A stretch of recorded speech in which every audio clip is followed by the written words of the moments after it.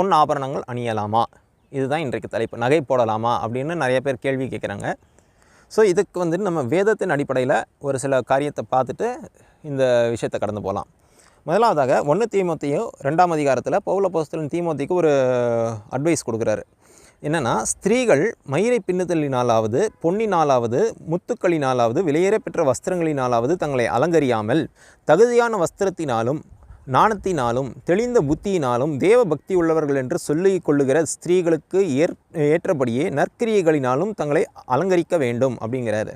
அதாவது இங்கே ஒரு சில காரியம் பண்ணக்கூடாதுங்கிறாரு, ஒரு சில காரியம் பண்ணணுங்கிறாரு. அதில் பண்ணக்கூடாதுன்னு சொல்கிறதுல இவர் ஒரு 3 விஷயங்கள் சொல்கிறாரு. ஒன்று வந்துட்டு தங்கள் மயிரை பின்னுதல், அது வந்துட்டு இருக்கக்கூடாது. அதனால் வந்துட்டு தங்களை அலங்கரிக்கக்கூடாது.